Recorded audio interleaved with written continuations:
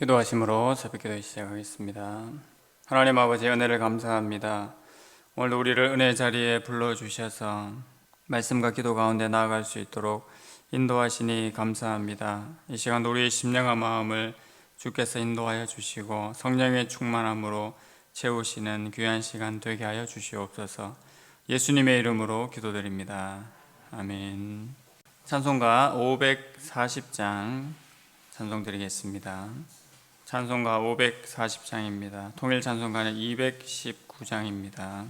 주의 음성을 내가 들으니 사랑한단 말일세.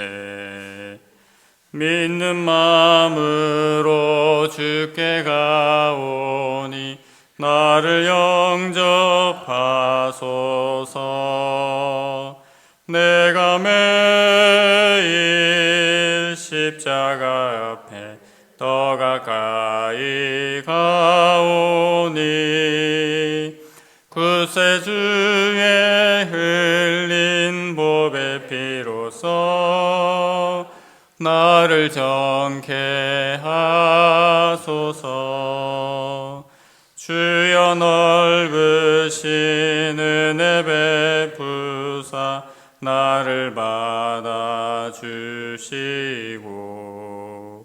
나의 품은 뜻 주의 뜻같이 되게 하여 주소서.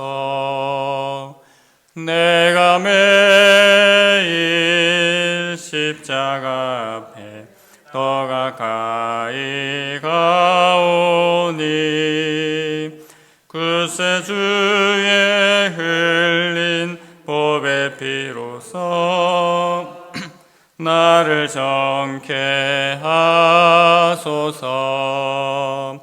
주의 보좌로 나아갈 때에 어찌하니 기쁠까.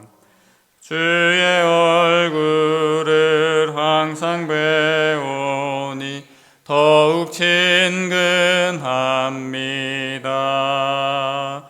내가 매일 십자가 앞에 더 가까이 가오니 구세주의 흘린 보배 피로써 나를 정케 하소서. 우리 구주의 넓은 사랑을 증량할 자 없으며 주가 주시는 참된 기쁨도 헤아릴 수 없도다. 내가 매일 십자가 앞에 더 가까이 가오니 구세주의 흘린 보배 피로써 나를 정케 하소서. 아멘. 오늘 함께 보실 말씀은 신약성경 로마서 9장 19절에서 24절까지 말씀입니다. 로마서 9장 19절에서 24절까지 말씀. 본문은 19절부터 29절까지인데 19절부터 24절까지만 교독하시겠습니다. 신약 252면에 있습니다. 혹 내가 내게 말하기를 그러면 하나님이 어찌하여 허물하시느냐 누가 그 뜻을 대적하느냐 하리니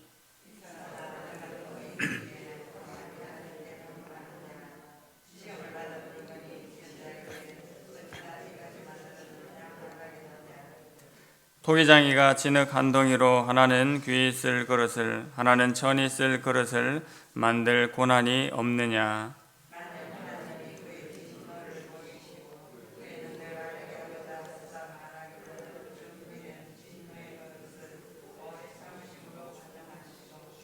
또한 영광 받기로 예배하신 바 긍휼의 그릇에 대하여 그 영광의 풍성함을 알게 하고자 하셨을지라도 무슨 말을 하리요?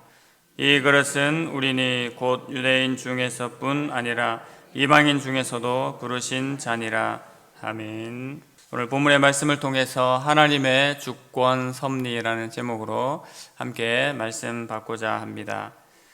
사도 바울은 자신이 이방인의 사도로 부르심을 받았지만 자신의 동족 이스라엘을 생각하면서 동일한 애끓는 심령을 가지고 있음을 우리가 본문을 통해 알 수 있었습니다. 그 가운데서 바울은 하나님의 주권을 설명하고 있습니다. 그러면서 바울은 세 가지 물음을 던지고 있습니다. 먼저는 하나님의 약속이 폐하여졌는가 였습니다. 답은 당연히 하나님의 약속이 끝난 것이 아니었지요. 이스라엘이 실패하기는 했지만 하나님께서는 약속의 자녀들, 영적 자손들을 통해서 하나님의 약속이 이어져 가게 하셨습니다. 그 다음으로는 14절에 나온 말씀처럼 그렇다면 하나님의 주권적인 선택이 불의한 것인가 라는 물음이었습니다. 하나님께서 하시는 선택은 바로 택하심을 따라 되는 하나님의 뜻이다라고 말씀하셨지요. 이것을 통해서 하나님께서는 하나님의 나라를 진행되게 하시고 또 지금까지 이끌어 오셨습니다. 이것의 초점은 다른 것에 있지 않고 하나님의 은혜와 긍휼에 있었습니다. 어느 누구도 구원받을 수 없는 죄인들이었지만 독생자 예수 그리스도를 통해서 놀라운 은혜를 베풀어 구원해 주신 것이었습니다. 그리고 이제 세 번째 물음을 묻게 되는데 오늘 19절입니다. 혹 내가 내게 말하기를 그러면 하나님이 어찌하여 허물하시느냐 누가 그 뜻을 대적하느냐 하리니. 좀 더 쉬운 번역으로 보면 이렇게 말할 수 있습니다. 너희 중 하나가 내게 말하기를 그렇다면 하나님이 왜 우리를 나무라십니까? 누가 그의 뜻을 거스를 수 있단 말입니까? 라고 번역할 수 있습니다. 이것은 다시 말해서 하나님께서 결정을 다 내리시면서 우리에게 책임이 있다고 할 수 있습니까? 그러면서 하나님께서 공정하신 분이 맞습니까? 라는 물음입니다. 이것에 대한 답변이 계속되는 20절 말씀이죠. 이 사람아 내가 누구이기에 감히 하나님께 반문하느냐 지음을 받은 물건이 지은 자에게 어찌 나를 이같이 만들었느냐 말하겠느냐라고 사도 바울은 답변하고 있습니다. 피조물이 창조주에게 왜 마음대로 하십니까? 라고 말할 수 있느냐라는 것입니다. 또 연결해서 나오는 토기장이의 이야기도 마찬가지지요. 토기장이가 진흙 한 덩이를 가지고 그릇을 만들 때에 어떤 그릇은 집안에서 귀하게 쓰는 그릇으로 만들기도 하고 또 어떤 그릇은 밖에서 험하게 쓰이는 그릇으로 만들 수도 있는 것입니다. 이것을 가지고 그릇이 자신을 만든 토기장이에게 따질 수 없다라는 것을 말하고 있습니다. 하나님께서는 온 땅의 창조주이시기 때문에 모든 피조물들을 그분의 원하는 대로 그분의 뜻대로 하실 수가 있습니다. 이것이 사도 바울의 논리지요. 하나님께서는 어떤 이는 진노의 도구로 사용하기도 하시고 또 어떤 이는 긍휼의 도구로 사용하실 수가 있다는 것입니다. 사도 바울이 이것을 통해서 알리고자 하는 바가 무엇이겠습니까? 제일 처음으로 우리 자신들이 누구인 줄을 알아야 한다는 것입니다. 20절에도 언급했던 것처럼 이 사람아 내가 누구이기에 라고 사도 바울은 말을 했습니다. 두 번째로 하나님과 우리 사이에 어떤 관계가 있는지를 알아야 됨을 알려주고 있습니다. 그리고 이 관계를 안다면 우리가 하나님 앞에 어떤 태도를 보이는 것이 마땅한가라는 것이 세 번째 사도 바울이 우리에게 알리고자 하는 바입니다. 계속해서 사도 바울은 22절 23절에서 말씀합니다. 만일 하나님이 그의 진노를 보이시고 그의 능력을 알게 하고자 하사 멸하기로 준비된 진노의 그릇을 오래 참으심으로 관용하시고 또한 영광 받기로 예비하신 바 긍휼의 그릇에 대하여 그 영광의 풍성함을 알게 하고자 하셨을지라도 무슨 말을 하리요? 22절 23절에서는 바로 하나님께서 주권을 가지시고 어떤 은혜를 베푸셨는지를, 또 어떤 은혜를 베푸시는지를 설명해 주고 있습니다. 하나님께서 진노를 보이시고 또 그분의 권능을 알게 하시기 위해서 진노의 그릇을 준비하시고 또 그것을 충분히 실행하실 수 있는 분이십니다. 하지만 반대로 그것을 참으시고 너그럽게 대해 주시면서 오히려 하나님의 영광을 얻도록 긍휼의 그릇도 준비하시고 실행하실 수도 있는 분이심을 역시 말하고 있습니다. 만약 하나님께서 진노의 그릇이 아니라 긍휼의 그릇을 베풀어 주신다면 은혜를 받는 우리 입장에서는 하나님께 뭐라고 말할 수 있겠습니까? 그저 감사할 따름이지요. 왜 이렇게 하셨습니까? 왜 저렇게 하셨습니까? 라고 따질 수가 없습니다. 또 따질 만한 존재가 되지 못하는 것입니다. 그래서 사도 바울은 24절에서 이 그릇은 유대인 중에서 뿐만 아니라 이방인들 중에서도 부르셨다고 했습니다. 바로 이 그릇이라는 것이 곧 긍휼을 베푸시는 그릇을 말씀하고 있는 것입니다. 사도 바울은 계속해서 호세아 글도 인용하고 있습니다. 25절 26절입니다. 호세아의 글에서도 이르기를 내가 내 백성 아닌 자를 내 백성이라 사랑하지 아니한 자를 사랑한 자라 부르리라. 너희는 내 백성이 아니라 한 그곳에서 그들이 살아계신 하나님의 아들이라 일컬음을 받으리라 함과 같으니라. 이 호세아의 예언은 북이스라엘에게 예언한 것이지요. 하나님께서 너희는 내 백성이 아니다 라고 그렇게 선언하셨습니다. 하지만 동시에 그곳에서 이들은 살아계신 하나님의 자녀라고 또한 그렇게 불릴 것이라고 역으로 얘기하셨습니다. 북이스라엘이 포로가 된 땅에서 하나님께서 이 약속을 주셨습니다. 그리고 또 이사야 선지자를 통해서도 말씀하시기를 이스라엘의 자손의 수가 바다의 모래같이 많을지라도 남은 사람만이 구원을 받을 것이라고 하셨습니다. 하나님께서 씨를 남겨주시지 않았더라면 이스라엘은 마치 소돔과 고모라 같이 되었을 것이라고 하셨습니다. 이방인인 우리들은 어떻습니까? 역시나 마찬가지지요. 원래 우리도 다 죽어야 마땅한 것이 하나님의 공이었습니다. 우리에게 선한 것이 전혀 없었지요. 그런데 그러한 자들 중에서 얼마를 건져내신 것은 놀라운 은혜라고 말할 수밖에 없습니다.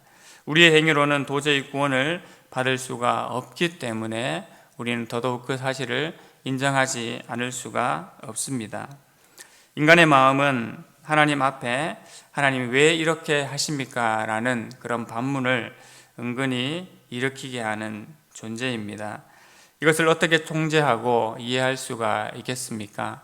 그것은 바로 내가 누구인지, 내가 어떤 인도를 받고 어디로부터 왔고 어디로 가는 존재인지를 분명히 알아야지만 이해하고 또한 통제할 수가 있습니다. 나는 주인이 아니지요. 또 우리는 우리 삶의 주인이 아닙니다. 내가 주인이 아니고 나를 만드시고 인도에 가시는 주인이 계심을 인정할 때 비로소 참된 생각으로 참된 삶으로 나아갈 수가 있습니다. 하나님의 그 주권을 인정하고 믿기를 원합니다. 그 안에서 우리가 온전한 자유와 하나님의 영광을 풍성히 누릴 수가 있습니다. 오늘 하나님의 주권 아래 살아가면서 하나님께서 허락하시는 그 참된 자유와 영광을 마음껏 누리는 모든 주의 백성들이 되기를 간절히 소망합니다. 하나님 아버지, 은혜를 감사합니다. 지음을 받은 자가 지으신 이에게 이렇게 저렇게 말할 수 없음을 우리가 오늘 말씀을 통하여 알게 되고 또한 다시 한번 확인하게 됩니다. 하나님의 그 주권, 다 알 수 없는 그 주권 가운데 우리가 살아가고 있지만 하나님께서 모든 것을 인도하시고 섭리하심을 다시 한번 인정하며 그 믿음과 소망 가운데 살아가는 주의 백성들 되게 하여 주시옵소서. 하나님, 다른 어떤 이유보다도 우리에게 은혜와 긍휼을 베푸시기 위하여서 그 모든 일들을 진행해 나가시고 섭리하심을 분명히 믿는 오늘 하루의 삶이 되게 하여 주시옵소서. 우리의 가정도 우리의 교회도 하나님께서 그렇게 이끌어 가심을 믿으며 하나님 앞에 온전한 간구와 소망으로 살아가는 주의 백성들 되게 하여 주시옵소서. 살아계신 예수 그리스도의 이름으로 기도드립니다. 아멘. 하늘에 계신 우리 아버지여, 이름이 거룩히 여김을 받으시오며 나라의 임하옵시며 뜻이 하늘에서 이룬 것 같이 땅에서도 이루어지이다. 오늘날 우리에게 일용할 양식을 주옵시고 우리가 우리에게 죄 지은 자를 사하여 준 것 같이 우리 죄를 사하여 주옵시고 우리를 시험에 들게 하지 마옵시고 다만 악에서 구하옵소서. 대개 나라와 권세와 영광이 아버지께 영원히 있사옵나이다. 아멘. 하나님의 주권 섭리로 우리의 삶과 주의 교회를 더욱더 견고히 하시기를 기도해 주시기 바랍니다. 남은 예배당 이전 과정의 절차들을 하나님께서 지키시고 인도해 주시기를 기도해 주십시오. 직분자를 세우는 일들이 잘 마무리될 수 있도록 기도해 주시기 바랍니다. 새 가족들 또 하나님 앞에 은혜를 구하는 가정들에게 하나님의 은혜가 충만하도록 기도해 주시고 더불어 개인 기도 제목들을 가지고 함께 기도하시겠습니다.